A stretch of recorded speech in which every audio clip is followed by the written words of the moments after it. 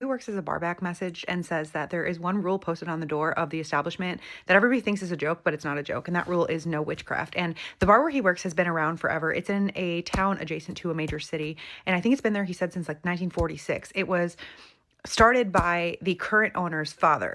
If you're new here, this is Spooky Scary Story Time. It's a series where I share listeners' allegedly true stories about the most unbelievable or creepiest things that's ever happened to them. And he wanted to share the story about this one customer that's always coming into the bar. This woman apparently is the reason that this no witchcraft rule is posted on the door. So he said he's worked there for 2 years and he's still working as a barback, even though he applied there as a bartender. They didn't have any openings. And the guy was like, oh, well, we can hire you, but you have to start as a barback. And he's still a barback. Anyway, he's working there for a little while or something, and it's a full moon night. And anyone who's ever worked in a bar, I know I worked in a bar.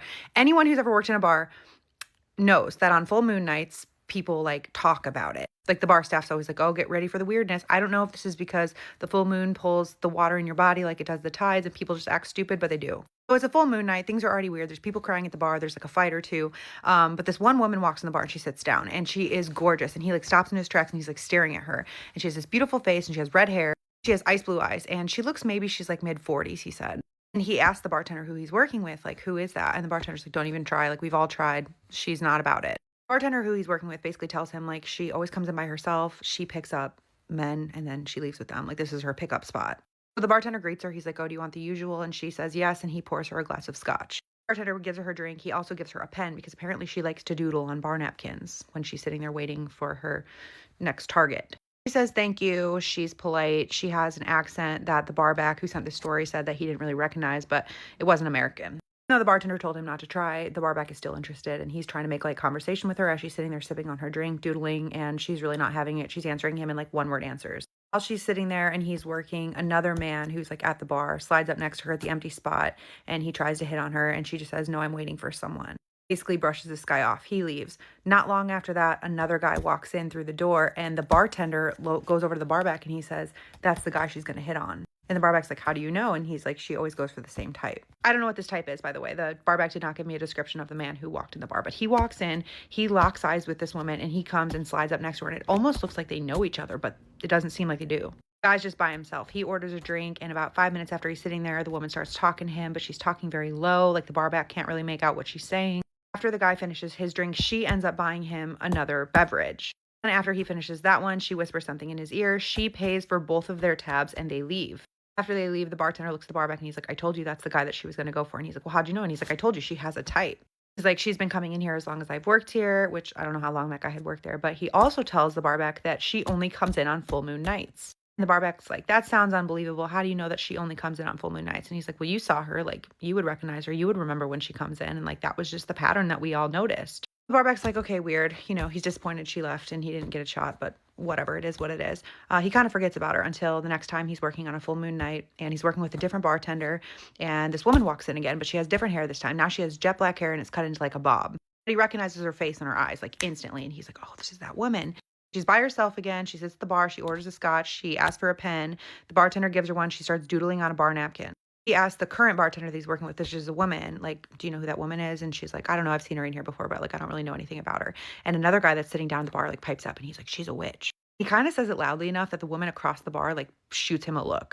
Barback obviously wants to ask this guy who's like a regular why he thinks she's a witch, but he can't because she's sitting there and she's within earshot and she can hear him and he doesn't want to be rude. She's there for maybe an hour when a guy walks in, sits at the bar next to her, and they're talking, and she starts talking to him, and she's like whispering in his ear, buying him drinks. Barback's interested. Like, he's like, okay, is she going to pick up this guy?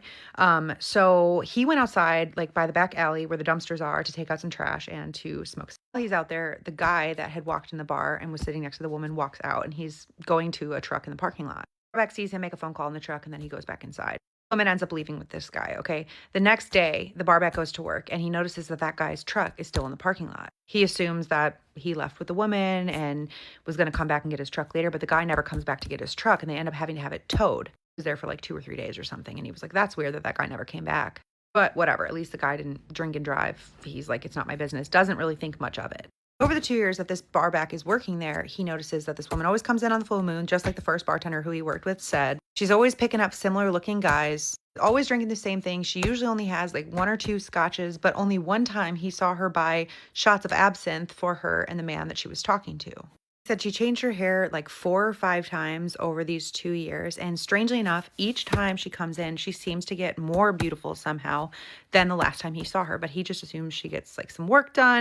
Every time he sees her, he's like more and more attracted to her. And not only that, she seems to have like a magnetic quality about her. Like these men that she picks up are hooked on every single word she says. They're like leaned in by the time they leave with her, but he thinks it's just because she's so beautiful. He says the last time she came in, which was like early last month, owner of the bar was there that day, and he had actually never met the current owner of the bar because he lives in Florida and there's a different team that runs the bar on a day-to-day basis. But the owner was in town. He came in, he was like meeting all the bar staff that he had never met before. He was hanging out at the bar having some drinks at the end of the night, and this woman walks in, and the owner's face goes like completely white, and he looks at the bartender and he's like, have you ever seen her in here before? And the bartender's like, yeah, she comes in on full moons and she picks up men here. Like, I know she's gorgeous. Everybody's tried.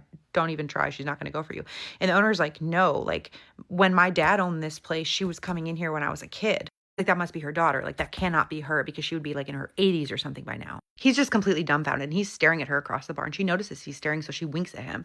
So he goes up to her and he's like, excuse me, ma'am, like I don't mean to be rude. Have you ever been in here before? Doesn't introduce himself as the owner or anything like that. And she just says flat out no. The bartender and the barback look at each other because they know she's lying. Like, why would she lie? He goes, are you sure? Because I feel like I've seen you in here before. And she goes, no, you must have me mistaken for someone else. And he's pressing, and she keeps telling him, no, it's not me. I don't know who you're mistaking me for. She's being polite, but like very direct. And so finally he just gives up and he goes and he sits down at the bar, but he's still just staring at her. She ends up carrying out her usual activities, finds a guy, leaves with him. And after she leaves, the owner's still sitting there. And he's like slightly intoxicated at this point because he's just putting him down since he saw this woman. But he tells the barback and the bartender that when his dad owned the place, his dad had a friend that had met a woman at the bar apparently one night when his dad was not there. And his friend had left with the woman, and nobody ever saw him again. And that was like at a time before they had like security cameras and things like that. So they'd never identified this woman. They'd never found the friend. And his dad had always kind of felt guilty about it because he felt because like it was his establishment. It was, you know, it was somehow his fault. But the people in the bar that night had remembered that the woman that the friend left with had ice blue eyes. The bartender's like, no, you know, a lot of people have ice blue eyes. It's not the same woman. Clearly, this was like 40 or 50 years ago. The owner is apparently so shaken by this woman that he ends up calling a priest to come and bless the bar the next day. Also hangs a sign that says no witchcraft in the window, along with their other signs like no shirt, no shoes, no service. And he instructs the staff that if this woman comes in again, they are to instruct her to leave immediately. I don't know if there was something else that this guy knew that they didn't know, but he said that it was so unsettling that he has not been able to stop thinking about it. And they're all kind of just like anxiously awaiting the next time this woman comes in the bar. And honestly, I had my suspicion that this woman was like an SW before I heard the part about the guy's truck in the lot and the other guy that had gone missing like years earlier with a similar description. The sign's on the door. It's been ever since the last time when the owner saw the woman. Let me know what you think. The barback will be seeing the comments. Why is this woman seemingly more beautiful than the last time everybody saw her? And why does she not seem to age? If you have a story that you think nobody else would believe, feel free to send it in. We would love to hear it. I heard this story at nighttime in Spanish and it was so fucking scary, so I'm gonna translate it for you. And yes, it's a toilet seat and toilet paper because I'm this shit. So let me just set the scene. In Mexico, most neighborhoods have like a corner store, which is just somebody's home and they sell stuff there. So sometimes, actually a lot of the time, Mexican parents send their kids to go buy things since it's just like a block away. So when this girl was little, her mom had sent her to get some stuff at the neighborhood store, but on her way, she said that she ran into somebody who was desperately crying and urgently asking for her help. This lady basically asked her to go in through the window because she was little and she herself couldn't fit, and to get her the keys to the house so that she can open it and come inside. So she's little and she didn't know how to tell the lady no, so she ends up telling her yes, and the lady helped her get through the window. Once inside, the lady's like screaming at her desperately, get the keys, hurry up and pass them to me. She explains how the room that she was pushed into was disgusting. Like it smelled like urine, it smelled like rotten food, it was just horrible. She was moving a little slowly about the room because she was just seeing all the nastiness, and at that point she was a little bit scared. And the whole time this lady's screaming at her like, hurry up little girl, hurry, and she was making her nervous. By this point she's starting to cry and she screams at the lady, where are the keys, where are they so I can get them? And the lady tells her they're around her neck. When she turns around to look at the bed, she sees that there's a really old lady laying there on the bed in the middle of all this filth. She notices how this lady has very little hair. She has like dry saliva all around her mouth, and she just doesn't look like she's in a good condition. She looked really skinny, and it was almost as if somebody had abandoned her there. And the lady outside wouldn't stop screaming at her to get the keys that are around her neck. She got closer to the old lady that was on the bed, and she did notice that there was a string around her neck and the keys were hanging from it. When she attempted to get the keys from the old lady's neck, she said that the old lady held onto her hand and wouldn't let her get the keys. From the struggle of trying to get the keys and the old lady trying to stop her from getting the keys, she accidentally kicked this bowl on the floor, and the smell just got 100 times worse. By that point, she screams at the lady outside, telling her that the old lady doesn't want to give her the keys, and the lady's like, "What are you talking about? Just get the keys." The lady screams at her, "Just take the keys," like forcefully take them. And at that point, she was so desperate too, because she just wanted to get out of the situation, out of this house. She said that she literally got on the bed, got on top of the old lady, and was trying to force the keys off of her head. And in that moment, the old lady opened her mouth and said, "No, please don't take the keys. Just let me be here in peace." And she noticed when the lady started crying. She said that she felt really bad, but she ended up pulling her head up, taking the keys out of her neck, gave the keys to the lady that was outside. And when she looks back, she can still see when the old lady was just crying on her bed. She said that she didn't even go to the store. She literally ran from there all the way home. She ended up getting in trouble with her mom because she didn't even come back with the stuff that she was supposed to get. But she explained the story of what happened to her mom. She explains that 30 minutes passed and her mom was still mad at her, so she goes up to her and tells her, "Come on, we're gonna go to the store and we're gonna get what you couldn't get for me." So as they're on their way to the store, they notice that there was an ambulance outside of the house that she had just ran from. They also noticed that there was somebody on the bed covered from head to toe with a blanket, like if they have already passed. The first thing in her like child mind was, "Oh my gosh, she passed away, like poor old lady." And the lady who had been screaming at her from outside of the window was just screaming, my mom," and she would throw herself on the ground just crying. All of the neighbors started gathering around them, and the mom ends up asking one of them what happened. One of the neighbors answered saying that the old lady had passed away 4 days ago. The neighbor even explained to her mom that the body had already started to smell and that no one had noticed. She says that her mom turned to look at her and she was looking at her mom too, and then she started looking at her hands. She remembered that this old lady had been fighting her off and was holding on to her hands when she did it, and she had some nail marks on her. She literally got goosebumps, but she couldn't stop thinking about the fact that this lady had talked to her. This lady had told her, like, "Leave me alone, I want to be in peace." She even saw her crying, and she didn't even want to give her the keys. And then things started to make sense for her, because she was like, "I remember when the daughter screamed at me, what do you mean she doesn't want to give you the keys?" And it was because the daughter already knew that her mom was dead inside. They 100% believe that the daughter knew more than what she was letting on, but they have no idea what exactly that lady had been going through. And the fact that even after she passed, she didn't want to let her daughter come inside that house. She will never forget this experience, but yeah, that shit is crazy, especially being a kid and going through something like that. But what do you guys think? Come on, my babies. It's story time. Boom, boom, it's story time. Boom, boom, paranormal Chicago active. With Cat G. That's me. Hey, y'all. Hey. Today's story time is brought to you by one of my fur babies, who is my familiar, Roxy. I know for a fact that she's my familiar because she picked me. I wanted a black cat. I walked to the cat room. I instantly seen a black cat. I see a black cat. I don't see nothing else. I'm tunnel vision straight to this. Y'all, I'm trying my best to get this cat to like me. This cat don't want shit to do with my ass. I stick my hand out to the cage so the cat can smell my hand. When I tell y'all the cat smelled my hand, rolled his eyes, rolled his head, turned around and walked to the back of the fucking cage and kept his back to me the whole time. I'm steady at the cage like, psst, psst, "Little kitty, come here, little kitty." This motherfucker look over his shoulder, roll his eyes and his head one more time and walk to the other side of the cage. I am hurt. All I want is a black cat. And you're here. You're finally here. You don't want shit to do with me. As I'm literally saying to the cat, "Why you hurting my feelings like that?" All of a sudden, I feel something in my curls because I had a big old afro full of curls. I look up and I see Roxy big old green eyeball.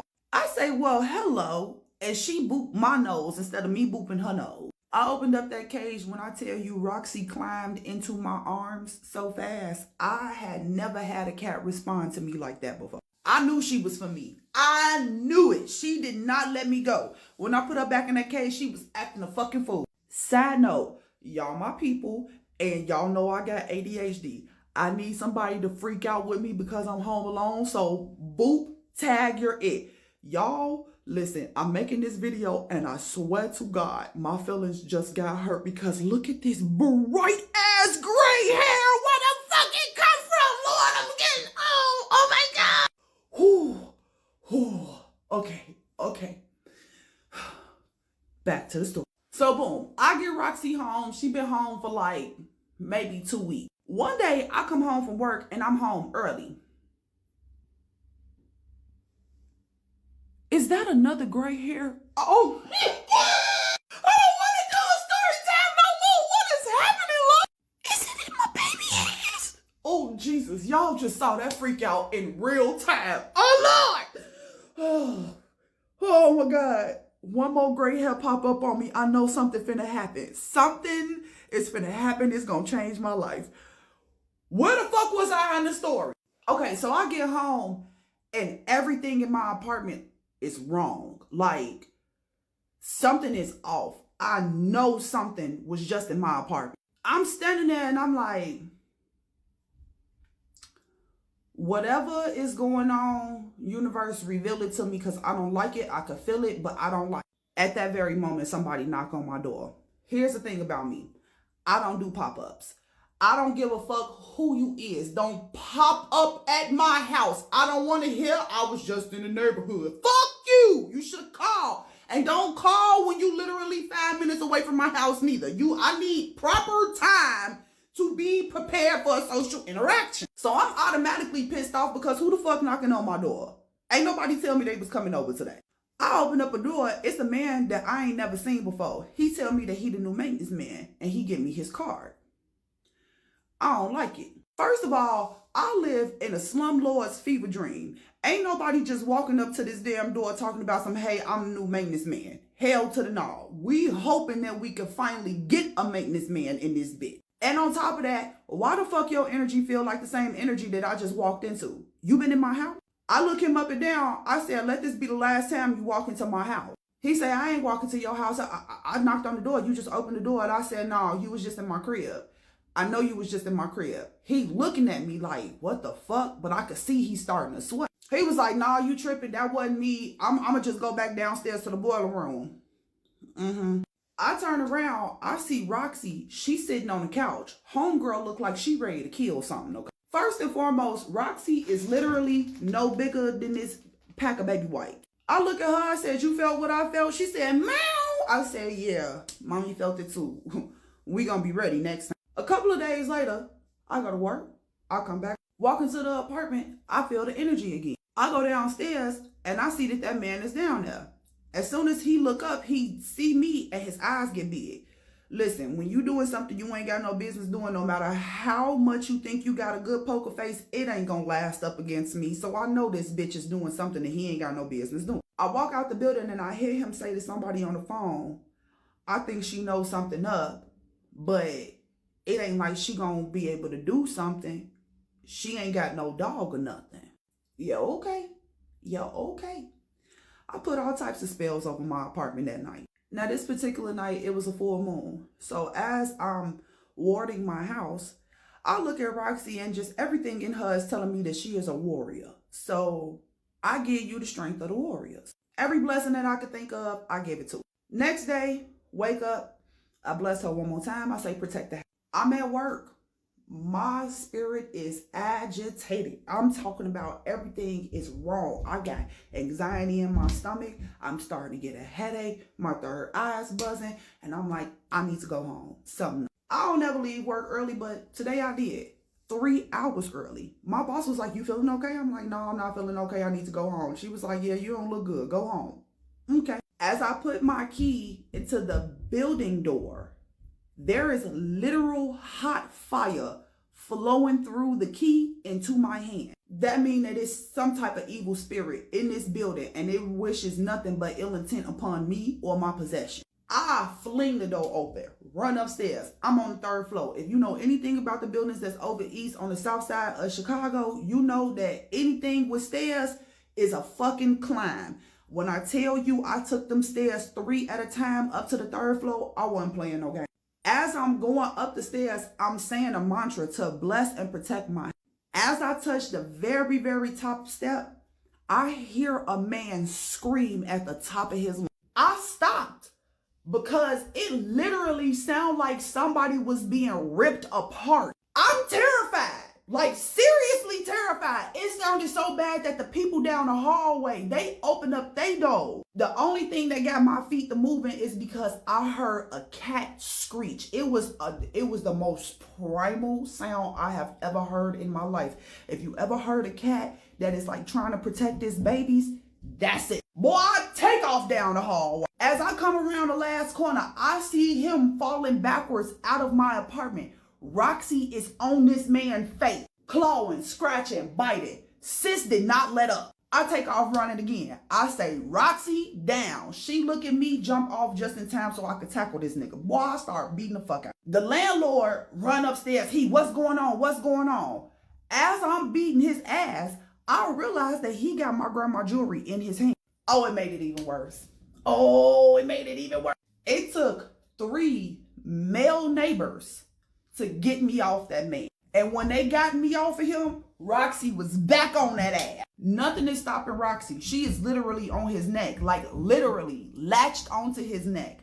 They drug me down the hallway to get me away from him, so I called Roxy's name. She stopped, look at me, come down the hallway, sits in my lap, but when she sits in my lap, she looked directly at him and get the growling. My landlord looked at me after the ambulance came and got this man, and he was like, do I have to worry about a guard cat? I said, yeah, if you decide to come into my motherfucking apartment and do something ill against me, duh. He looked at me, then looked at Roxy. I looked at Roxy. Homegirl rolled her shoulders back and got low to the ground, pulled her ears back and started growling again. I said, yeah, no ill intent formed against me shall prosper. Be smart before you walk across this threshold. And he was like, don't even worry about it. If we ain't got to come up here, we ain't coming up here. Smart man. The next time she protected me was against a poltergeist that was in that building.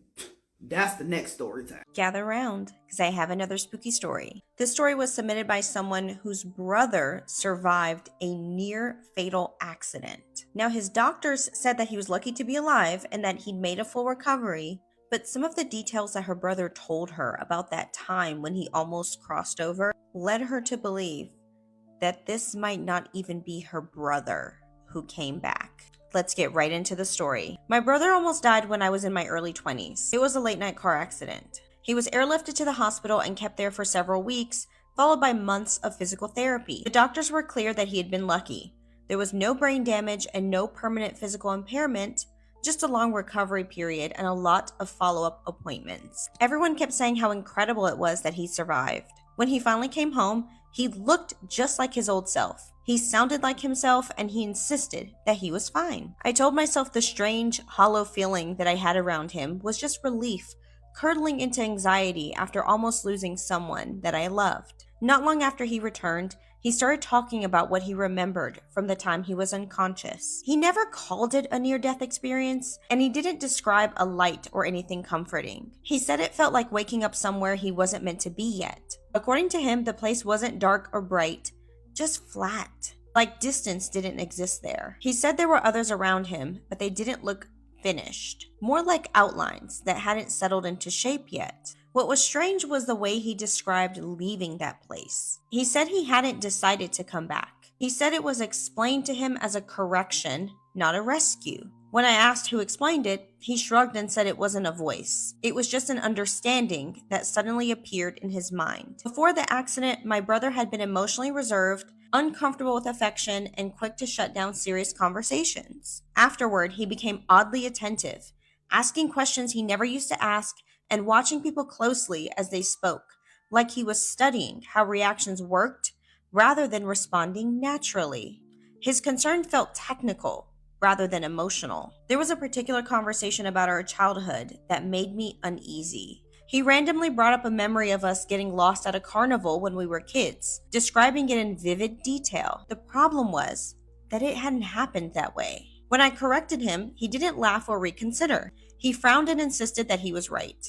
Later, I found an old photo that confirmed my version was correct. When I showed it to him, he stared at it for a long time before saying that memory was unreliable. To be fair, all of those things could have been attributed to the trauma he experienced. So let me tell you about the things that can't, starting with his avoidance of mirrors. I noticed it gradually. He passed reflective surfaces without looking at them and repositioned the mirror in his bedroom so it tilted downward. When I asked why, he said he didn't like seeing himself that way. I asked him what way, and he just avoided the question. He had no scars or any visible evidence of the accident, so I knew that wasn't what he meant. Before the accident, he had spent more time in front of mirrors than anyone else in the house. Around that time, something he said earlier came back to me. Not everyone who goes there comes back all the way. At the time, I didn't know what to make of it. The realization didn't arrive all at once. It crept in as smaller explanations stopped making sense. He knew what to say, but not when to say it.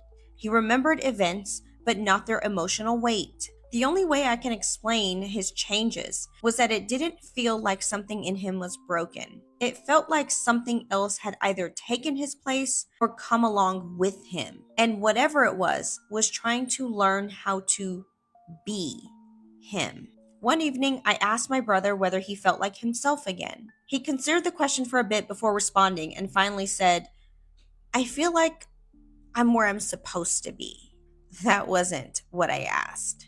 I started to wonder whether my brother had fully come back at all, and not in the way that people usually mean it. There was nothing violent or dramatic about the change. I thought about those shapes and outlines that my brother described in that strange place that he had been while he was unconscious. I wonder if one of those outlines decided to hitch a ride with my brother, one that just got tired of sitting there waiting to take shape itself. My experience with my brother has taught me that death and almost dying are a lot more complicated than we think. Although I'm generally accepting of my brother's condition, I'm also curious to know if there's any way that I can find out if something else did come back with my brother, or if he came back at all. If anyone knows what type of person I should look for, whether it's a psychic or maybe a medium, please let me know. I would love to be able to help my brother. Okay, so what do you guys think happened here? Did that near-death experience just permanently change her brother and maybe she's assuming that something else has happened? Or is it possible that something else actually did come back in his place, or maybe just came along with him? Tell me your theories in the comments, and don't forget to follow for the next spooky story. Good evening. This story has creeped me out for years, and I wanted to share it with you. I'm pretty sure it's a real story because it wasn't posted like some Slender Man type story. It was posted as if some woman found this photo on her phone and the story that comes along with it. I'll read it to you now. So the post is very popular now. It's a famous story, and someone has an archive of the story, and they put it on a creepypasta website because the story is still very creepy, and it's called New Cell Phone. But this is a real story, I'm pretty sure. And I'm going to show you the picture. A couple of months ago, my friend's cousin, a single mother, bought a new cell phone. After a long day of work, she came home, placed her phone on the counter, and went to watch TV. Her son came to her and asked if he could play with her new phone. She told him not to call anyone or mess with the text messages, and he agreed. At around 11:20, she was drowsy, so she decided to tuck her son in and go to bed. She walked to his room and saw that he wasn't there. She then ran over to her room to find him sleeping on her bed with the phone in his hand. Relieved, she picked her phone back up from his hand to inspect it. Browsing through it, she noticed only minor changes such as new background, banner, etc. But then she opened up her saved pictures. She began deleting the pictures he had taken until only one new picture remained. When she first saw it, she was in disbelief. It was her son sleeping on her bed, but the picture was taken by someone else above him, and it showed the left half of an elderly woman's face. I'm going to show you this picture. I'm very creeped out by this picture. I've been looking at it, reading this damn story. This is really creepy. I'm going to show you now. I don't want this picture on my phone, but that's the picture. That's like an eyeball. That's like the cheekbone.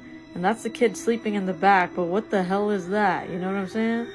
That's really creepy. This picture makes me want to throw up. It's really, really spooky. Yeah, I don't like it. I don't even want to open my photos sometimes because I'm scared I'm going to see some shit like that. This originally was posted in 2010, and it was written from the woman's perspective, but then it got lost in the internet, and someone remembered the story and the picture and posted it up again in the archives on a creepypasta website. It's called New Cell Phone if you want to check it out and see the picture in HD and stuff like that. I hope you guys like this story, and I'll see you in the next one. Stay spooky. Bye. We listen, we don't get scared. Happy New Year. God bless all of y'all. And we don't judge. Let me tell y'all guys a story time of when I was in grade 5 and I used to go to this girl's sleepovers each and every week, and I was getting nightmares every single time. So y'all, this girl used to send invitations, right, to us. We were a friend group of 5, and she used to send invitations to us every Saturday to come for a sleepover, right? Shapu, we go to her house the first time, guys, and I get nightmares of like this person strangling me, and sometimes I get nightmares where I'm talking to a monkey, but this monkey is speaking to me in my home language. So that was crazy. And what's crazier is the fact that I only got those nightmares when I was at this girl's house. So one time I went to her sleepover, got that nightmare, whatever. Sunday, unfortunately for her and that witch of her and that mother of hers who's a witch, my mom decided it's time for us to go to church.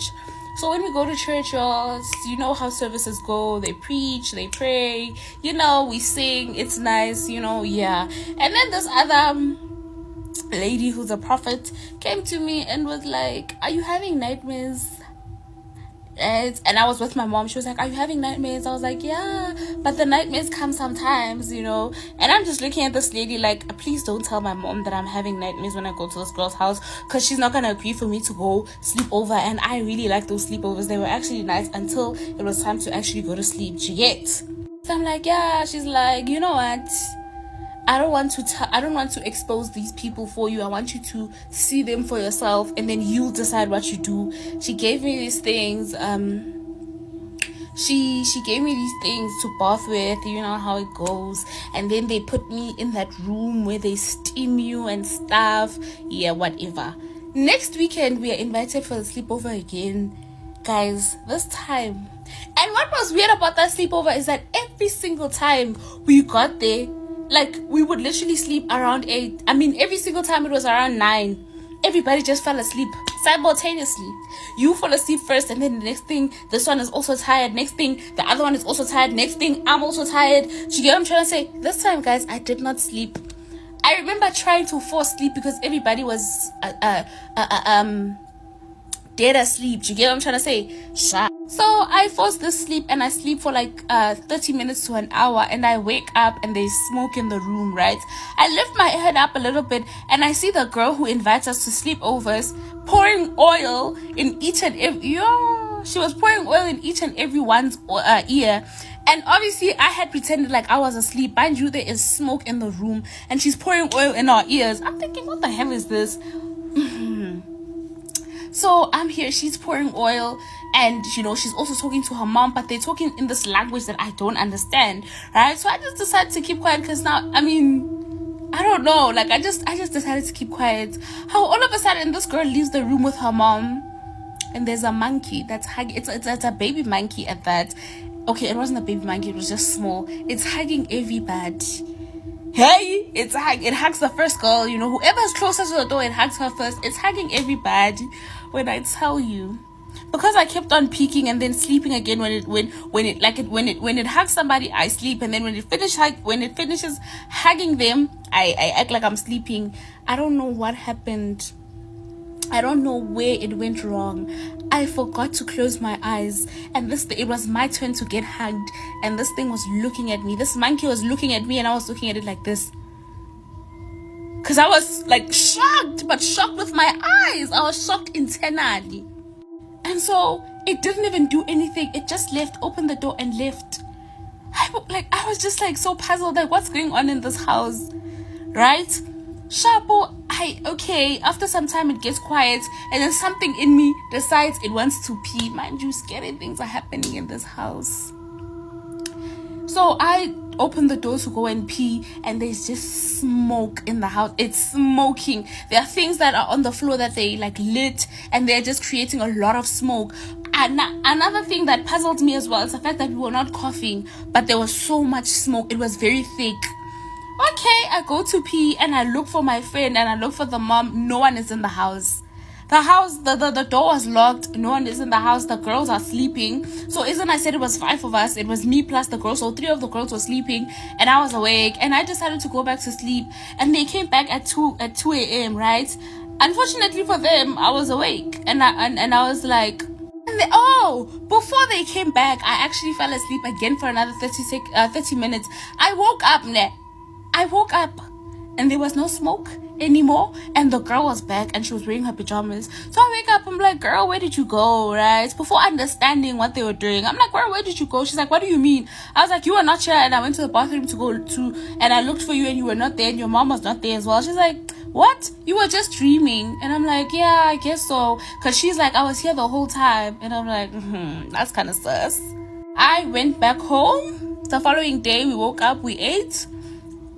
For some reason, I didn't show any fear. We ate. We talked about how much it was fun. And she's like, next week we're coming back. And I was like, yeah, sure. The following week, guys, I didn't come to that sleepover. I told my mom what I had witnessed. And my mom tried to play it off like maybe you were dreaming. But she knew that the things that I seen were real. Do you get what I'm trying to say? So then my mom refused for me to go because the girl gave me the invitation, and then the following day, because she used to give us the invitations on a Thursday or like a Wednesday so that your parents can she gives time for the parents to RSVP. And my mom was like, no, tell your friend you're not going there, you have somewhere to be. And I did not even fight. I did not tussle with her. I was like, oh, okay. I went to school the next day. I told her, my mom says, no, babe, we're going somewhere this weekend, so I can't. She was like, okay. And I kept on saying no until she stopped inviting me. I don't know what she was doing with the other girls, y'all, but dang. Oh my gosh, wait till you hear the story. It is so creepy. This girl writes, something bad happened while she was camping, but she's not sure what. So about 6 years ago, her and her now ex-boyfriend had decided to go camping. She said the campsite that they picked was beautiful and they were able to come in through some rough trails. She said their campsite was really close to some natural hot springs and a huge waterfall. They were in the middle of nowhere. Absolutely nobody was around. So they set up camp next to the car, went hiking, soaked in the hot springs, enjoyed the waterfall, and eventually came back and made some dinner. She said it all went really well. It was all very normal until they woke up the next day. She wants to give some context to how they fell asleep that night before so that it's easier for everybody to understand. Before they went to bed, she put her food cooler and her stereo that they brought into the back of the car and locked it.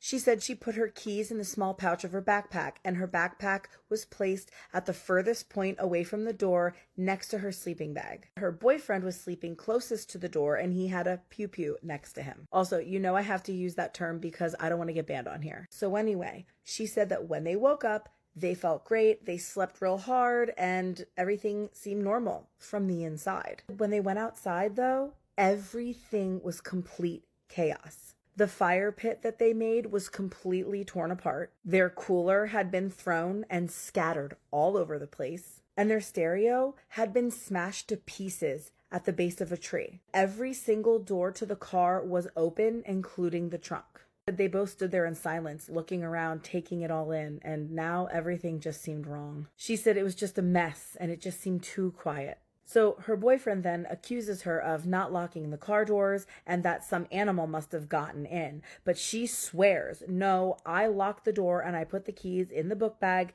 next to my sleeping bag. So she goes in to go get the car keys and they're not there. She said she ended up finding them later, laying next to the car on the ground. So they quickly threw everything into the car and just left. And for the longest time, her boyfriend refused to talk to her about what had happened. And then he finally spoke up just before they got home, and he admitted something terrifying. He said that he had a dream that night that something was leaning over him, holding his, staring at him. And when she started to ask more questions about it, he got really weird and just said, I don't want to talk about it and you shouldn't talk about it either. She said, I keep trying to forget about it, but I just can't. Something really wrong happened at our campsite that night. Ugh, so freaking creepy. Let me know what you think in the comments. And if you have your own creepy story, just send it to the email in my bio. Would you let your kid play with a Ouija board? Yes or no?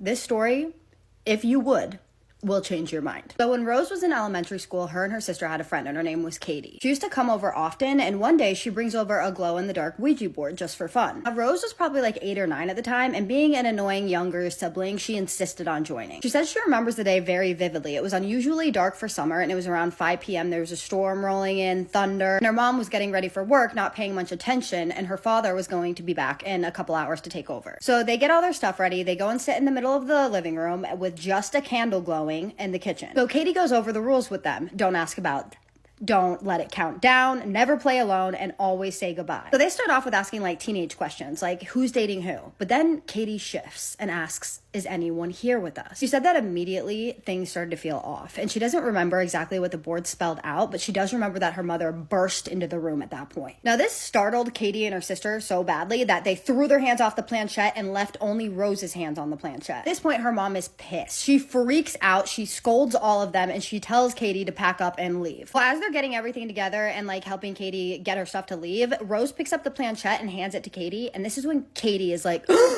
so Rose is just kind of like, what? And Katie looks over at Rose's sister and like pulls her over, and they're both staring at the board in horror. A pitch black shadow was burned into the board exactly where Rose's fingers had been. Now Rose doesn't remember, but she thinks that they said goodbye, and then Katie left, and then her mom left for work, and then her father came in. Now Rose has never touched a Ouija board since, but she swears to God that something changed in her that day. She started to hear and see things, but she was constantly chalking it up as her having an over imagination. She also said that she started having nightmares about that apartment, and every single time she had a dream about that apartment, it was a nightmare. It's always something in the shadows targeting her, and it was always in the master bedroom, her parents' room. She said that this used to be her sanctuary, her parents' bedroom. She loved going in there, but ever since this happened, she didn't feel that way anymore at all. And as she got older, the more intense this feeling became, but then things got worse. A few months later, unfortunately, her father is diagnosed with C, and they spend a lot of time in the hospital, even sleeping there sometimes. One night, she's there and she cannot fall asleep, so she goes to her favorite spot, and it's this big bay window at the end of the floor of the hospice there. Now, she said that as she was sitting there, the nurse's station was oddly empty and the lights were dimmer than usual. She sat there just watching the city lights through the glass when something out of the corner of her eye moved. There was a woman standing there, pale, almost translucent skin, and she had a shawl over her face. She also had a hospital gown on, and she was pushing an IV heart monitor slowly down the hallway. Now, Rose didn't recognize her, and she knew every patient on that floor, so she figured that this woman was confused or lost. So she gets up to see if she needed help, but this woman doesn't stop. She just walks right past her. And this part shocked Rose. She climbs up on the window bench and just vanishes out the window. Rose said that after this, her dreams got very weird, and one in particular still haunts her. She had a dream of her dad passing. She saw the exact time, date, the machines, even her mom running down the hallway to his ICU room. So she tells her aunt and uncle about this because it really stressed her out. Now, the night before the date that she saw in her dream of her dad passing, she could not sleep. Around 30 minutes before the time that she had seen in her dream, her mom gets a call from the hospital. Her father had passed. The time matched her dream and also matched the time that she had seen the woman in the hallway. Now, after his passing, they moved into an apartment across town because the house just felt heavy and dark. She'd always catch glimpses of something just out of sight, but always too fast to focus. Now, she said that the new house felt fine, nothing creepy, just kind of a lingering feeling of being watched. Now, their condo bordered a cemetery, but their unit was closer to the center of the complex. Now, around 6th grade is when things started to really ramp up for Rose. She started to hear voices and footsteps when no one was home. She'd also wake up with scratches on parts of her body that she could not even reach. She would tell her mom, but her mom wouldn't believe her until her friend took a selfie in the downstairs mirror. In the picture, you can see a closet behind her and a face staring directly at her. No apps, no filters, just an old phone with a sliding keyboard. They freaked out about this, but then they just never talked about it again. But things kept escalating until 8th grade. Now, one night, it's storming again. She's just braiding her sister's hair, and she decides to take a picture to show her what the back of her hair looks like. And as she goes to snap the picture, the lights just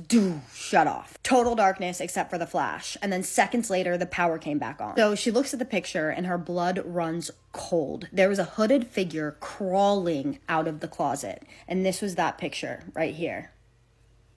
But things would only get worse from here. One early morning around 4 a.m., she wakes up out of nowhere, doesn't know why she woke up. She looks over at the end of her bed, and there is a woman sitting at the end of her bed. Now, she's in shock, and she first thinks that it's her neighbor because she would often walk to school with her, but then she's thinking about it, and she's like, it is way too early for that. And as she's thinking this, the woman slowly turns her head and looks at her, but just her head, not her body. She saw one eye. It was black, purple, and fully dilated. And then she just vanishes like that. And suddenly, her back starts burning, and she's like, what the hell is that? So she goes to look at her back, and there are 3 long scratch marks on her back. Unfortunately, after this, Rose would start spiraling, and she felt like something was attached to her. Friends, especially her age, would hear and see strange things when they visited. Well, she convinces her mom to take her to a spiritual healer, a witch doctor. She only mentions her nightmares and insomnia at this point because she doesn't want to feel or look crazy. So this healer does this ritual where she blesses a bowl of water and she melted a piece of metal into it. She did all of this over Rose's head, thinking that it was all in her head. As soon as she pulls that cooled metal out, her face went from nice chipper grandma to someone who looked like they had the wind knocked out of them. She reveals the piece to her mother and showed her that it had formed a perfect human shape to it. And she immediately says, something is attached to your daughter. Now, after this session with this doctor, things did get better. They got the house blessed, her scratches stopped, heaviness lifted, and she still heard occasional footsteps, but nothing malicious anymore. Now that she's older, she does get vibes, though she doesn't claim to be a medium, but she can walk into a place and tell if something has happened there. And she does often feel watched, and she has a heightened sense of knowing when something is about to happen, which she can usually avoid, and honestly always has the best possible outcome because she thinks something is protecting her. She's also had herself checked out, and she doesn't have any illnesses whatsoever, mental, physical, nothing. But one interesting memory, and if you got this far, this is a little bonus story. One night she's in bed and she wakes up at 3 o'clock in the morning, and she gets up and she goes over to the window to look outside at the street, and she saw what she could only describe as a wizard walking down the street. He was dressed in a black gown with a long white beard and long white disheveled hair. He had a wooden staff that came to shoulder height. She said that she remembers not being able to stop looking at him. Like, she could not stop looking at him, but she knew in her head that she could not allow him to see her. She woke up later on that morning in the bathtub. So what do you guys think of that story? Did you see anything in that picture? I couldn't make I see something. I just don't know what it is, and I don't know how to make it out. I am going to email her back and ask her. I actually just saw the picture today, and she emailed that to me a while ago. I don't know how I just saw it today. Oh, because she emailed me again today. So I'm going to email her and ask her, but if anyone sees anything in that picture, let me know. The thing with mimics is a lot of people don't even realize that they have encountered one. It's only until later when they kind of piece things together that they realize maybe that person wasn't real. Now, this is a story out of Los Angeles. There was this older man named Sam, and Sam had this very large house. He decided, since he had all this space, that he was going to look for a roommate. So he puts an ad in the newspaper, and he ends up finding this young med student who is going to med school and needed a room. So he decides to rent to this girl, and she moves in. After a few months of living together, one day his roommate says, "Hey Sam, when you got a moment, can I talk to you?" And Sam says, "Well, I got a moment now, what's wrong?" And she goes, "Well, I don't want to come off the wrong way, but your friend keeps scaring me." And he goes, "What do you mean, friend?" And she goes, "Well, your friend that you have over, I see him sometimes in the hallway walk into your bedroom." And Sam is like, "I don't know what you're talking about. I don't have any friends really, and I wouldn't have them over at the house." And she goes, no, you're tall, very tall and skinny friend, and that's kind of gangly and walks funny. I see him go into your bedroom. And Sam is just, really confused about who she's talking about because he never had anyone over at the house. So Sam goes, "Well, what did he, what could you remember what he looked like?" And she goes, "Well, it was too dark to see in the hallway. So all I know is he was just really tall and kind of walking funny." So Sam, just kind of is like, okay, I don't know what she's talking about. So the next night, Sam's in his bedroom, and his roommate, she comes in his room and is like, "Is it okay if I talk to you for a little bit? I'm kind of nervous about, yesterday talking to you and finding out you didn't have a friend that was coming over because I've been seeing someone." And Sam's like, "Yeah, absolutely, that's all right." So they start talking, and, she goes on to tell Sam how when she was a young girl, she had this friend that she called Mr. Guy. And she said Mr. Guy was this very tall, skinny man who would, play with her and hang out with her. And she said that, like, when she's seen his friend, it reminded her of her imaginary friend, Mr. Guy. And so, like, they end up kind of connecting through her telling him about her childhood stories.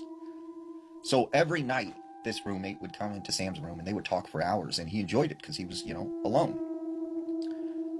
After a few months, she comes to Sam one day and says, Sam, like, I'm sorry to tell you this, but I'm going to be moving. My boyfriend has, a new house, and I'm going to move in with him. And so I'm sorry, I'm going to have to move out. And Sam goes, well, that's okay. You've been a really good roommate. And I really appreciate our talks every night. And she looks at Sam, like, kind of confused. She goes, what do you mean our talks every night? And Sam goes, well, when you've been coming in my room every night and we've talked about your family and this and that. And she's like, I haven't been coming in your room. Like, I don't know what you're talking about. And, well, Sam goes, well, how do I know this and this and this from your childhood? And she's like, yeah, that happened, but, like, I don't know how you would know that because I haven't been coming in your room talking to you. And then it clicked to Sam, like, wait a second. I remember when she said she's seen my friend walking into my bedroom. Like, was that the person coming into my room talking to me? We're Spooky San Jose. If you think you've heard of every haunted cemetery in California, wait until you hear about the Hacienda Cemetery in San Jose, California, where the most famous grave doesn't even contain a whole body. Nestled on a serene hillside in the New Almaden district, Hacienda Cemetery sits. It's been here since the 1800s, serving as the final resting place for miners and their families during the Quicksilver era. It's the kind of place that feels old, quiet, and forgotten. White picket fences surround weathered graves from the 1800s, many from miners who worked dangerous days in the Quicksilver mines. But one grave here is unlike any other. In 1898, a 13-year-old boy named Richard Burton Barrett, referred to as Bert, was hunting in the hills when there was a pew-pew accident that cost him his arm. He survived, but the law at the time required his family to actually bury his amputated arm. So the family brought the arm to Hacienda Cemetery and buried it there. A simple wooden marker now stands over the site, and it reads, "His arm lies here. May it rest in peace." It's a grave unlike any other in California. Now here's where the legend really takes a turn. Bert lived a full life after the accident. He became the chief of sanitation for Santa Clara County. You can see in the picture behind me how his left arm sleeve is cuffed. He eventually passed in 1959 at the age of 74. His body is buried nearly 11 miles away at Oak Hill Memorial Park in San Jose. But local campfire tales say that Bert's arm comes alive every Halloween, like something from a horror movie. It crawls out of its grave and attempts to make its way back to his body. Some say it's like seeing an unseen force trying to make its way back to its torn apart body. You can still visit Hacienda Cemetery today. It's on Bertram Road in New Almaden, and yes, it is named after the Barrett family. The cemetery is now cared for by the California Pioneers of Santa Clara County. They help preserve the history and the graves of the miners there. It's a quiet, historic place. But if you believe the stories, on some nights, especially around Halloween, there might be more alive here that meets the eye. So if you're into local legends, eerie graves, and ghost stories with a twist, Hacienda Cemetery might just be one of the creepiest stops in the Bay Area. Just watch your step and keep your eye out for a wandering limb. Just hours into the new year, he would massacre 3 women. I'm True Crime Caitlin, and this is the Horden shooting case. Horden is a beautiful, cosy little village nearby Peterlee in County Durham. And that is where couple Michael Atherton and Susan McGoldrick were living. In the late hours of New Year's Eve 2011, Michael, who was working as a taxi driver, had been out for a couple of drinks, returning back home at around about 10:30 p.m. Susan McGoldrick, his partner, had also been out that night, but she'd been out separately. She had been with her sister Alison, her niece Tanya, and many others, having a fun-filled night, ready to bring in the new year. Michael was very open to Susan that he did not like Alison. Alison was a very strong woman who wasn't afraid to put Michael in his place. Over the course of their relationship, Michael was abusive and volatile towards Susan. She would go to the hospital at least 17 times to treat injuries that he had inflicted on her. On one occasion, in a rage, he actually smashed a clock over her head. Whenever Susan needed help or support, Alison was always there with a click of a finger, and Michael hated this. On the night of New Year's Eve 2011, Michael had warned Susan to keep Alison out of his sight or, quote, there would be trouble. Hours later, towards the end of their night, Susan, Alison, Tanya, and a couple of their other friends would all go back to Susan's house, where they didn't realise that Michael hadn't left yet, and upon seeing them all, this infuriated him. He got up and stormed out of the house, and the ladies almost took a sigh of relief because finally they believed he was going away, but he wasn't. Michael stormed out of his car, where he retrieved a fully loaded gun. That was one of 6 that he owned. He then marched back inside of the house and began to open fire. Some people managed to escape from an upstairs window. However, 47-year-old Susan, 44-year-old Alison, and 24-year-old Tanya would all be shot to death. After the murders, Michael Atherton would turn the gun on himself too.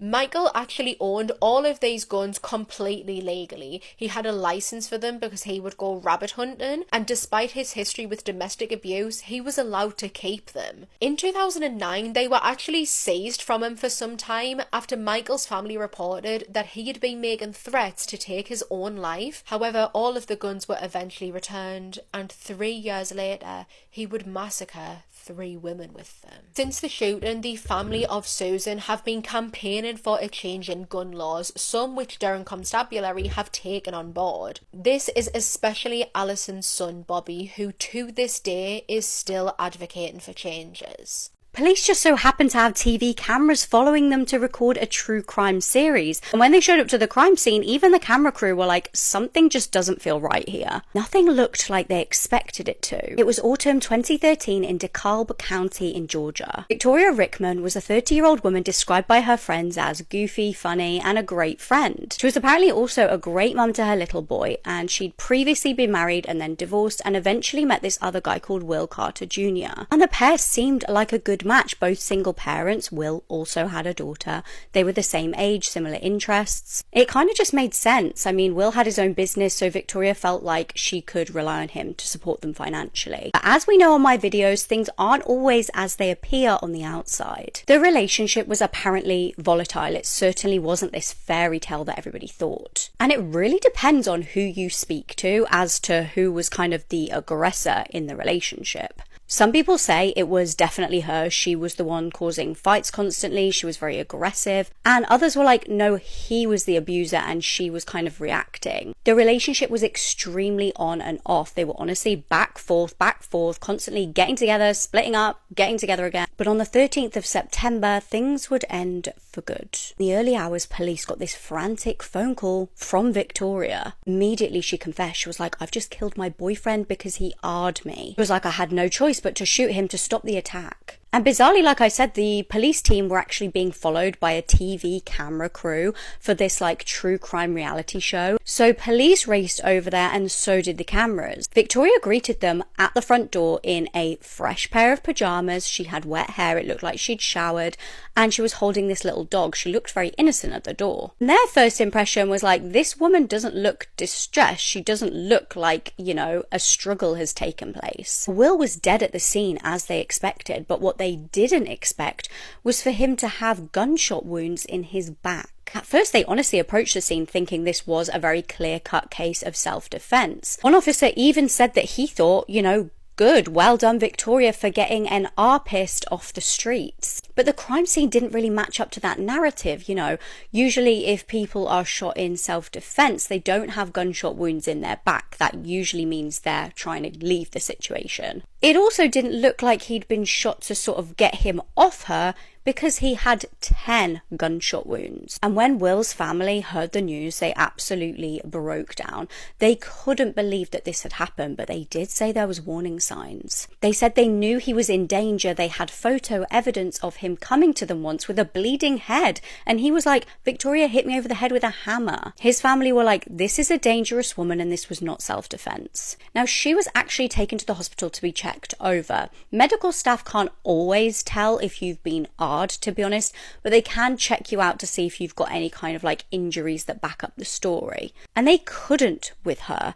Now, she said he'd restrained her, beat her, and AR'd her, but she had no kind of internal injuries. Now, she did actually have a couple of bruises on her, but the medical staff couldn't really determine whether these were bruises from an attack to her or whether she'd been attacking somebody else and they were kind of like holding her to stop her. And the phones that were seized from the crime scene were also very telling. Now, there were texts between Victoria and Will was texting her earlier that day, basically saying she was the love of his life. He wanted to get back together, but he was hesitant, and he was hesitant because he said she constantly rang the police and made false allegations against him. A year earlier, Victoria was also found to have been sending herself threatening text messages, apparently off Will, but they were proved to be off her. Don't know exactly how they found this out, but I have seen in previous cases it's basically where the police can prove that like the phones were right next to each other when the texts were sent. Another piece of evidence that was used at Victoria's trial was that just 4 months before Will's death, he captured on camera Victoria breaking into his house and attacking him, and he's very clearly saying, Victoria, you need to leave. He's saying, get the hell out of here, I'm scared of you. He goes, you're a toxic web of lies. And she was actually arrested, and the charges were pending at the time of Will's killing. Now, infuriatingly to me, I don't know what you guys make of this, it turned out the gun that Victoria used to kill Will was actually given to her by a law enforcement officer called Rick Price. He'd apparently met her at the courthouse and given her one of his personal guns because she said to him how scared she was of Will. Like, what, you could just give out guns willy-nilly? He admitted to being romantically interested in her and even took her to a gun range to practice. But he maintains he saw her with a black eye, and that's why he thought she was in danger. Now, after a very tense trial, Victoria was found guilty of murder and she was given life without parole. But that's never stopped everybody arguing about this case and what really happened in that bedroom. You can't make this stuff up. Might have known the story of real life boogeyman. Did Lizzie Borden really murder her parents and then walk away completely free? In August of 1892, Lizzie Borden was in her house along with her father, Andrew Borden, and her stepmother, Abby. It was pretty well known that Lizzie did not like her stepmother, Abby, and it was also pretty well known that Andrew was a penny pincher. This really upset Lizzie because she liked the finer things in life. Andrew was not a poor man. In the house the morning of the murders, Lizzie was the only one that was actually inside of the house. She did have another sister, Emma, and she was not at the house at the time. And the maid, Bridget, she was outside washing clothes, so she was also not in the house. But somehow, both Andrew and Abby were hacked up, basically, with a hatchet. Abby was hit about 14 times, while Andrew was hit anywhere from 10 to 11. He was taking a nap downstairs on the couch, and Abby was struck in one of the bedrooms upstairs. Lizzie was charged with the murders. She did go to trial, but she was acquitted, and people believe that this is simply because she was a woman. They didn't think that she was capable of this. But it has been widely speculated that Lizzie did in fact do this. She is responsible for the murders of her father and stepmother. I'm not going to get into whether or not I think that she did or if she's innocent. I just want to talk about the house because you can stay there now. You can stay overnight in one of the houses. You can even rent the room that Abby was murdered in. People do this all the time, but they have frequently talked about the experiences that they've had there, ghostly experiences. Many people talk about seeing full body apparitions, hearing people talk or cough or just any kind of noises that didn't come from them. Things will move on their own. It's just an overall really creepy thing. They've put up readers, tried to speak to the ghosts that they believe haunt this place, but they say that it's not just coming from Andrew and Abby and Lizzie and probably Emma as well, but also allegedly there was a woman who drowned her children in the next house over, so they also believe that these children are haunting this house. But with all the paranormal experiences that go on there, my question is, would you stay the night there? Would you go ghost hunting here? Because this place honestly freaks me out. There's many pictures you can find online of people allegedly capturing these full body apparitions, and it's just really chilling. But what are your thoughts on this? Let me know down in the comments. Follow for more spooky things. The Zodiac Killer probably had more victims. Was he one of them? Hello, true crimers. This is the case of Ray Davis. Viewer discretion is advised. This case takes us to my hometown, Oceanside, California. It's where I was born and raised. I had no idea that the Zodiac Killer had any connection. But that is where 29-year-old Ray Davis lived, and he was a cab driver. He lived here in this home with his brother after he had recently become estranged from his wife. One of the most haunting aspects of this case was that in the days leading up to it, a man, an unknown man, would call the authorities to say that he was about to commit a baffling crime. And then there was. It was Tuesday, April 10th, 1962. At 11:10 p.m., it is believed that Ray picked up someone in his cab near Tremont and Mission Avenue.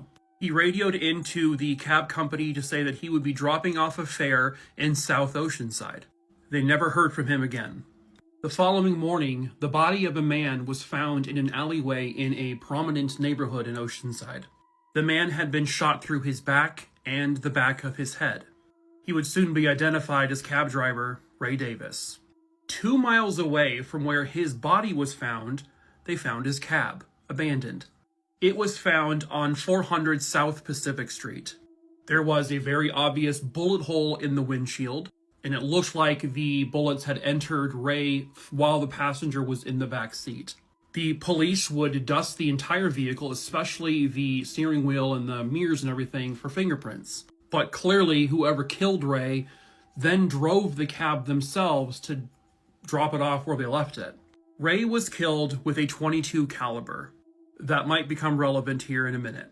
But the murder of Ray itself was immediately a mystery. Nobody knew who did this or why. There was absolutely nothing stolen from Ray. His wallet was on him. His fare wasn't stolen. He had an ex-wife. Maybe that could have, been something to do with this, but they didn't find any link to that. But then Oceanside police remembered, wait a minute, we got a threatening phone call just a couple of days prior. A man saying that he would be committing a baffling crime. And lo and behold, now they have a baffling crime. Nobody saw or heard anything. This person did this as a shadow in the dark of night. That individual later calls back and actually admits, I was the one who did it. And I'm going to do it again. I'm going to kill another cab driver or a bus driver. And so this would prompt them to start utilizing the military because Camp Pendleton is right there by Oceanside, and it's a big military town, obviously. And so the military was used to safeguard people. But then nothing happened. No other cab driver, no bus driver was killed. Well, fast forwarding now to 1968, Northern California, our dear old enemy, the Zodiac Killer, strikes, killing a confirmed 5 victims. One of them being a cab driver, a man named Paul Stein. Paul Stein was found murdered in his cab in the Presidio Heights neighborhood. He was shot and killed with a .22 caliber, the exact same ammunition that Ray Davis was killed with, also a cab driver. Well, the Zodiac, as we all know, became well known not only for his murders, but also for taunting the police. Very cryptic messages with codes and everything, taking credit for these murders. Well, one could argue that Ray Davis's murder was an early prototype, if you will, for the Zodiac, calling the police with a very mysterious and ominous message that he was going to commit a baffling crime, basically saying, ha ha ha ha, you'll never catch me. The Ray Davis murder, however, has never been mentioned in any of the Zodiac letters, but he has in recent years now been linked to the murder of Ray Davis. It's not a confirmed link. They're basically just speculating that there is a possibility that this was done by him. Or this may have inspired the actual Zodiac to kill the cab driver he killed in Northern California. But the similarities they're very close. It's kind of eerie if you think about it. Ray Davis's killer has never been captured. They have no idea who killed him whether that be the Zodiac, or someone that inspired the Zodiac, or someone completely unrelated who had nothing to do with the Zodiac. But the caller was right. He was going to be committing a baffling crime. One with no clear motive. One whose victim, really, there was no one in his life that would have wanted to do this. Meaning that this was likely a stranger on stranger crime. But was it premeditated? Judging by the phone call, it sure was. But was Ray Davis the intended target? Or was it just whoever picked up that fare that night? Ray Davis was murdered in 1962. That was 63 years ago. There is very little chance that his killer is still alive. But if that killer is still alive, they're at least in their 80s, but more likely their 90s.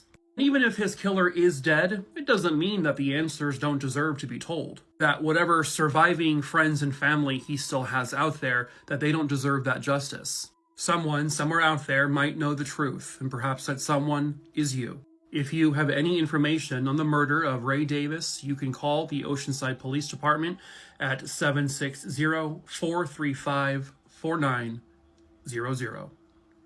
A young woman is found murdered in her motel room, and 2 decades later, her family is still waiting for justice. Hello, true crimers. This is the case of Joy Hayward. Viewer discretion is advised. Joy Hayward was born in 1975. Joy really seemed to be appropriately named because she was full of joy and happiness. So Joy had 1 younger sister and 2 older sisters.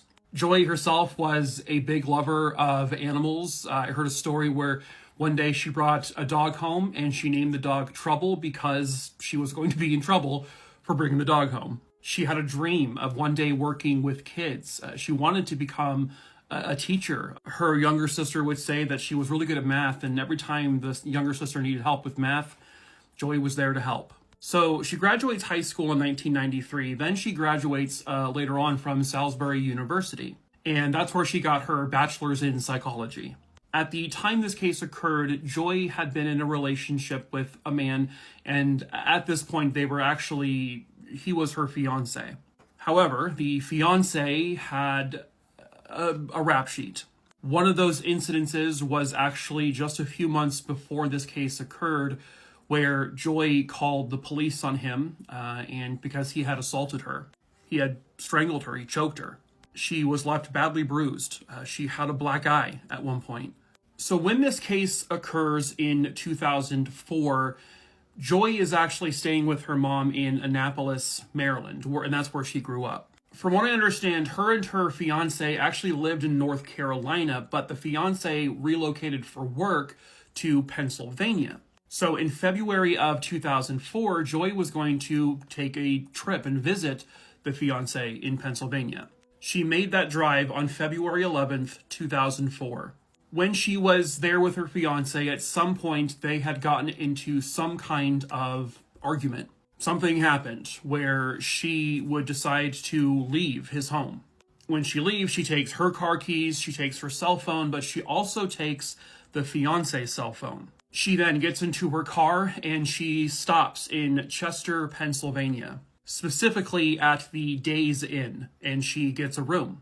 According to the front desk guy, she checks in around 1:30 in the morning. She doesn't go to her room right away. She actually leaves and then comes back an hour later. She then sort of says hi to the front desk clerk, and then she gets into the elevator to go up to her room. But when she gets into the elevator, an unknown male gets into the elevator with her, just described as a younger black male.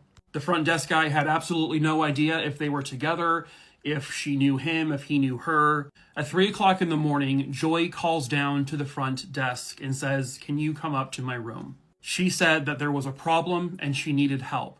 The front desk guy says, "I can't leave the front desk, unfortunately." When he says that, Joy hangs up the phone. He never tries to go to the room, the front desk guy. He never tries calling the room back. The following afternoon, the maid will enter Joy's room. When she does, she finds a nightmare. She finds someone is deceased, appears to be deceased, in the bathtub. So they contact police. When police arrive, they confirm that the person is deceased, and it is Joy Hayward. Joy was found on her side in the bathtub. The water was not above her mouth or nose, so she didn't drown. She had bruises all over her body. The coroner would notice that she had petechial hemorrhaging in her eyes, and based off of the examination of her neck and all that, they determined that she was murdered and that this was strangulation. Somebody strangled her to death.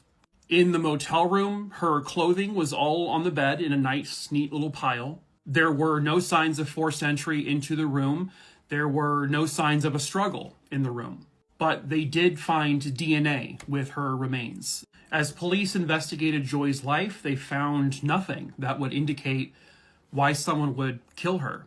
They did, however, uncover the fact that her fiance/boyfriend was abusive. He himself had a laundry list of criminal complaints, including physical abuse and choking Joy, literally just a couple of months before her murder. There were no cameras in the hotel, so nobody could see anyone enter it or leave it. All they really had was the front desk clerk who stated that she entered an elevator with a younger black male, but police did think that this was likely her killer, which would not match the description of her fiance. The fiance did cooperate with police. He did admit that they had gotten into a big fight and that she had taken his cell phone as well as hers. But here's the weird thing. Both of those cell phones were not found anywhere in the motel room or in her car. It does beg the question, why did Joy take the fiance's cell phone to begin with, and why is it now missing along with hers? He did provide his DNA, and when they linked it up, the DNA found with her remains was not him. And this was DNA not just from her body, but also from a couple areas around the motel room. And all of those DNA samples matched the same person, but again, not the fiance. Fast forwarding a few months to June of 2004, another woman in Pennsylvania, just nearby where the Days Inn was assaulted by a man. He dragged her into a wooded area where he proceeded to rape her, and he was in the process of strangling her to death when thankfully there were some voices heard. He got spooked and he ran. This individual, she came up with this composite drawing. He was a younger black male. They also had DNA from her rape kit, and lo and behold, it matched another case. It, in fact, matched the DNA from Joy Hayward's case. But again, it did not reveal a name. What makes matters strange to especially her family is that Joy was not the type of person to let some stranger into her home or her hotel room or whatever the case may be. And so it begs the question, if she didn't know this man, why would she let him into the motel room if, in fact, he was her killer? I think there is that possibility that perhaps he accosted her and silently showed her a weapon of some kind and forced her to go into her motel room, and that's why there was no forced entry. But also, was this someone that maybe she had known for a brief time? Could this person have been connected to her abusive fiance? And could this person have maybe followed her after this argument? It's just the timing of all of it and the fact that she took his cell phone, it definitely raises some questions, especially since that cell phone has never been found. My biggest thing that I'm going to question here is if they have DNA from her case and they have DNA from this other rape victim's case and they're saying that it's a match between that it's the same assailant, why then are they not putting it into genetic genealogy databases to find out who this is? And you might say, well, money is the reason. It's expensive testing, and that's probably why they're not doing it. My next question is why not? Why don't they have the money? Why don't the police have the money? I get everything has a cost. I understand that. But how is that still hindering the authorities from solving a murder? Because I feel that in this day and age, especially in this type of case, they should be able to solve this easily if they utilize that method. And so my question goes back to, why aren't they? At any rate, someone somewhere out there knows the truth about who really murdered Joy Hayward. Perhaps that someone is you.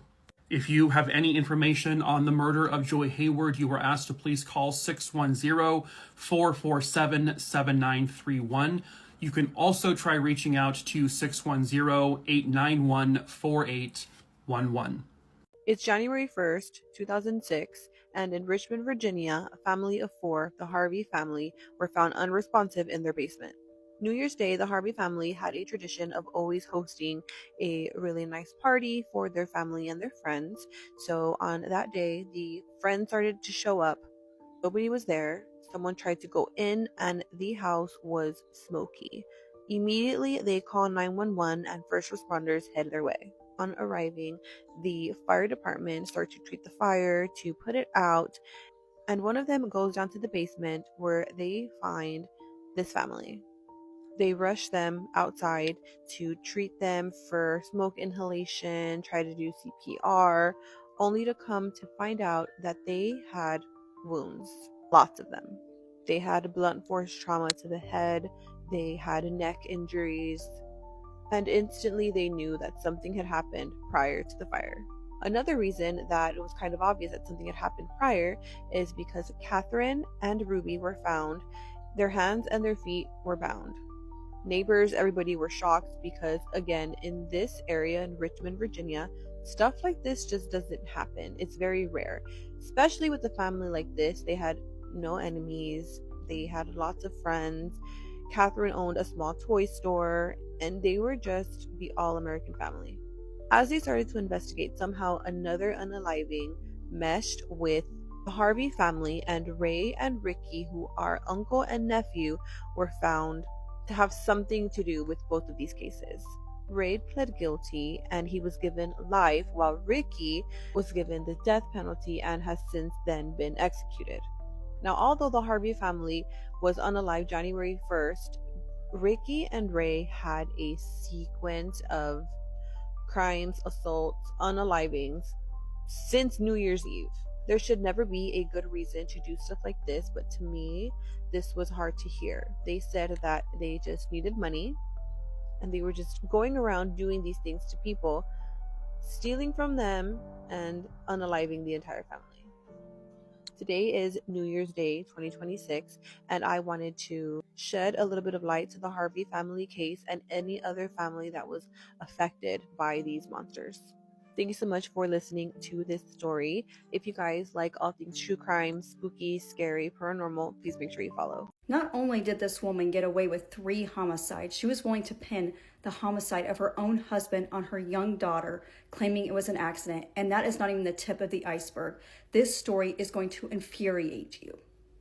In Independence, Missouri in 1960, there's an abandoned farm that is used as a lover's lane. And there was a young female that was found in this area. She had been hit with a firearm 4 times, 2 on the side of her neck near her collarbone, 1 on the left side of her cheek, and also in her abdomen. Her dress was lifted up and her undergarments were pulled down. It looked like an SA had been involved. They did find a purse nearby and found an ID, and her name is Patricia Jones. Patricia is married to her husband Walter, who is a car salesman, and they have 2 young children, a boy and a girl. They had believed that Patricia's wounds were at a downward angle, like she was on her knees, and this was an execution. They did find a bullet that was lodged into the ground that went through her abdomen, and it was from a .22 caliber pistol. A man named John Baldozzi was the one that found Patricia's body. He stated that he was driving when nature called and he had to go to the bathroom, and he did notice Patricia's body in this tall grass. But his story is not making sense because he was way far away and this grass was, covering her body. So they're wondering, does he know more than he's letting on? So they brought him in for questioning. To speak with Patricia's husband, Walter, he had claimed that he last saw his wife on Thursday morning when he left for work. But when she did not return home by Friday, he filed a missing persons report. They are wondering, why did you not report her missing on Thursday? And he claims that on Wednesday, him and his wife had a fight because of his long hours at work. He did not get home till about 11:30 at night. And he stated he was working, doing paperwork, and they're wondering, why are you doing paperwork and selling cars this late at night? So they asked him if he was having an affair. Turns out Walter is having an affair on his wife. So about 2 months prior, Walter had sold a Thunderbird to a woman named Sharon, and they started having an affair. So that night on Wednesday, he went over to her home and she told him that she's having his baby, and he did not believe her. And he's like, I'm not going to leave my wife for you, because that's what she wanted. So he broke up with her, and then he went back home, and that's when his wife, Patricia, had a feeling that he was stepping out on her. Then Walter claims the couple, the Hearst, carpooled Patricia, and they had a crazy story. So on Thursday, Patricia received a call at work from a mysterious woman stating that my sister is having an affair with your husband. And this woman wanted to meet with Patricia, and she did meet her. So eventually, Patricia got into a vehicle with this woman. So Walter then went over to Sharon's house to confront her because he had a feeling she had something to do with Patricia's homicide. And she claims, I told her we were having an affair, but she seemed pretty calm about it. She wasn't too upset. Maybe just went to cool off and maybe went to a motel for the night. Police find out that this is a woman named Sharon Kinney. Sharon was questioned 2 months prior about an incident with her husband. So that night they were going to go eat dinner at church when he decided he wanted to rest his eyes before they went, and she was getting ready in the bathroom when all of a sudden she heard her young daughter asking her daddy, "Daddy, how does this work?" And then she heard a big sound. Sharon's husband James was hit directly in the back of the head with a .22 pistol, and on the pillow right next to him was a firearm burn mark on that pillow.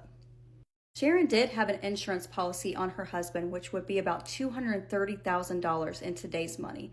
But they're thinking there is no way that her young child, who was not even able to talk really and give a statement on what happened, would be able to handle this firearm. But she did used to play with toy firearms. So they eventually came and brought her a .22 pistol. It was not loaded, to see if she could actually handle this. And she, in fact, was able to pull the trigger on that. So they ruled this as an accident. But back then, they did not do a GSR test, because I believe the testing, how they did that back then, they put hot wax on your hands. I'm not quite sure if that's true, but I believe that's what I heard. So the police bring in John again because he's the one that found Patricia's body, because they don't believe his story. But now he's claiming that he was with a woman at Lover's Lane. She had stated that she saw something in the grass, so he went to look and he found Patricia's body. So he comes back and this woman states, "I was the last one to see her alive. Please just take me home." And who was this woman? It was Sharon. The police pick Sharon up and they are trying to question her, and she states, "Yeah, I did pick Patricia up and we drove around. I told her it was my sister because I wanted him to be the bad guy. He's actually the cheater, not me. I don't want to look like the bad guy." So Sharon claims she drove around with Patricia till about 6 p.m. and then she went to see her brother about 7 p.m. So that's when Patricia's husband, Walter, confronts Sharon stating, "Where is she? You were the last one to be seen with her. You told her we were having an affair." So that's when she decided to have her and John try to go find Patricia. And it was John's idea to go out to Lover's Lane. It was not her idea. She had no idea that her body was out there. The medical examiner never did an autopsy on Patricia. She was immediately sent to the funeral home and they automatically did an embalming. So there goes any evidence on finding what exactly had happened to her. They did a search on Sharon's home and they did find a box that would contain a .22 caliber pistol, and it was purchased 2 weeks prior to Patricia's homicide, but they did not find the weapon in her home. Sharon claims she was out of town the week prior to Patricia's homicide and she ended up losing that firearm and has no idea where it's at. She wishes she could have it because it would clear her name. But even though this is all circumstantial evidence, they decide to charge her with both her husband's incident and also Patricia's homicide. Sharon's trial had to be postponed because she was in fact pregnant, possibly by Walter's child, but she was claiming it is her husband's before he passed away. So first she is up for Patricia's homicide. The police thought they had found the smoking gun in this case. So they found the previous owner of that .22 caliber pistol. He claimed that he did fire it into a tree stump near the airport. So they found that tree stump where there was a few bullets in it, and they did find the .22 caliber bullet that was in it. But they're not able to test it because when they used the chainsaw to cut the tree stump, they cut that bullet in half and they cannot use it in court. Sharon was found not guilty in Patricia's case, so now they've really got to go after her for her previous husband, James's case. So they decided to have John drive Sharon around to see if she can get to confess, and the detective is in the trunk of the vehicle recording their conversation. But she was very smart and knew to shut her mouth, so she did not confess to anything. So eventually John does sign a statement that Sharon had offered him $1,000 to have her husband unalived. But once he got to the stand, he now changes it and recants his statement, saying that she was just joking. But the jury did find her guilty and she was sentenced to life in prison. But only after 18 months, her conviction was overturned and she was released from prison. So there was a second trial, which led to a mistrial. The third trial was a hung jury, and she was going to have a fourth trial in October of 1964. But in September of 1964, they find in the papers that she was arrested in Mexico for another homicide. Sharon was found in an upscale motel with a man named Francisco, and he was found deceased with a bullet in his back. She claims she was just here on vacation when this man tried to SA her, and this was self-defense. But in her bag, they found a lot of cash, they found multiple firearms, 300 rounds of ammunition, and multiple fake IDs, so she was arrested. Among those firearms, they did find the .22 caliber pistol, and they were able to compare it to the ballistics in Patricia's case, and it was a match. But they cannot try her again because of double jeopardy. So Sharon was found guilty, and she was sentenced to 13 years in a Mexican prison. But only 4 years later, she escaped from that Mexican prison. They were watching a movie when all of a sudden there was a blackout, and when the lights came back on, they realized she had escaped. I am not quite sure how she escaped, if she had help, or how she even did it, but she was never caught again. She spent the rest of her life, I believe, in Canada under a different alias, and by 2022, they found her real identity after she had passed away from natural causes. How can someone get this lucky and get away with 3 homicides? I want to know how she escaped that prison, if someone had helped her escape, or if she just did it on her own. But she was able to live a full life without ever being apprehended again, and was willing to pin the homicide of her own husband on her own child, who was probably about 2 or 3 years old at the time, willing to let her take the fall for it instead of, taking accountability for her actions. It absolutely infuriates me that these victims never got justice, because if anyone got in her way, she would just take them out, and that's exactly what she did. It just breaks my heart that they never got fully justice for these victims. But let me know what you guys thought of this story in the comments. Thanks for watching. I love you all. We'll see you in the next one. And please take care of yourselves. Will there ever be closure in the JonBenet Ramsey case? JonBenet was born on August 6th of 1990 in Atlanta, Georgia.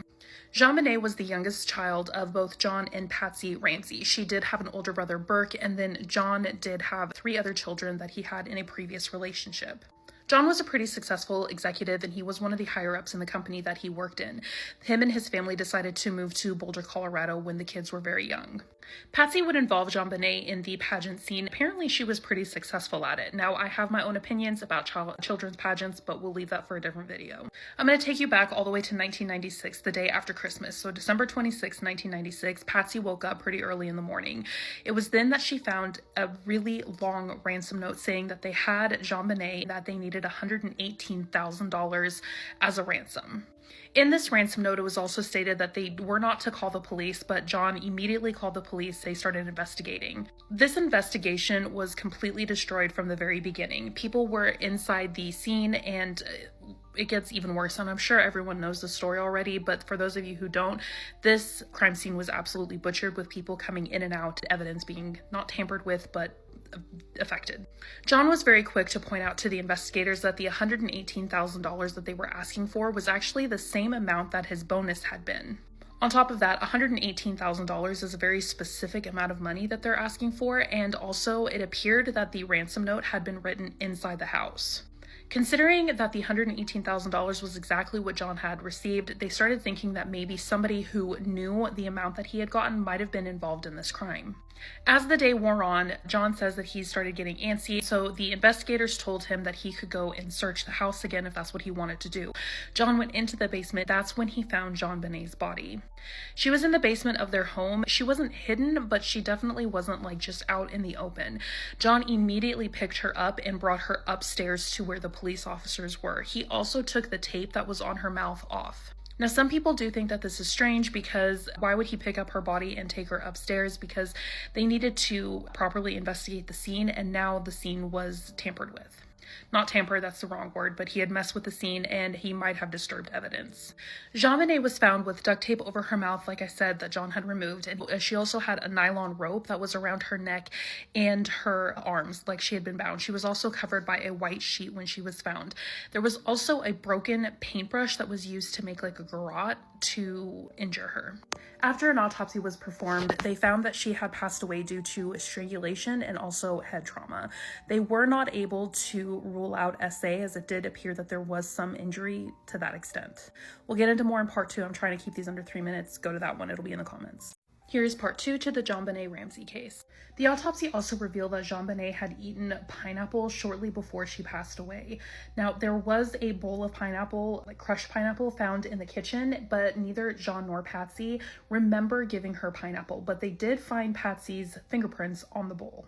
Now, at this point, the scene was completely contaminated. It was absolutely awful the way it was handled. There were multiple people coming in and out of the house, including investigators and the Ramseys' friends. It was just a mess. But there were a couple of witnesses that did come forward. They were the Ramseys' neighbors. One of their neighbors claimed around midnight he was looking out of his kitchen window and he saw the upper kitchen floor of the Ramsey house lit up. Another neighbor said that shortly after midnight, she heard a child scream coming from the direction of the Ramsey house as well. But it wasn't just the neighbors seeing stuff that was suspicious. There was also the ransom note that was really odd. Like I said, it appeared that the ransom note had been written while they were inside the house. This is odd because what kidnapper would come in and try to take a child and then sit down and write a 2-page long ransom note? They also found evidence of a ransom note that had been started on a couple of pieces of paper. This led people to believe that the Ramseys themselves were involved. I'm not going to be able to fit every single piece of evidence into this video because we would be here for days probably, but the case would eventually go cold, and it is cold to this day. But in 2003, they were able to extract some DNA evidence from the nylon cords that were wrapped around JonBenet. They were able to find some unknown male DNA. But with as many errors as there were in this investigation, mishandling evidence, delay in information, delay in interviewing family members, this was just a hot mess, and I truly believe that because this case was handled so poorly, it will never be solved. John and Patsy did agree to being interviewed, and they also gave them sample handwriting so that they could be compared to the ransom note. Then in 1998, a grand jury was convened to consider charges against the Ramseys. They did come back with what is called a true bill to charge the Ramseys with placing a child at risk in a way that led to her death. But the DA would refuse to press charges against John and Patsy Ramsey. Like I said, there is so much more to this case I'm just not going to be able to cover here today, but there are so many theories out there that include John, Patsy being involved, and also her older brother Burke. Some people believe that this was a stranger who came into the house who was obsessed with JonBenet because of the child pageantry, took her life inside the house, and then made his escape. But what are your thoughts? What do you think happened to JonBenet? I personally don't think this case will ever be solved simply for how poorly the investigation was handled. But let me know your thoughts down in the comments. Follow for more true crime.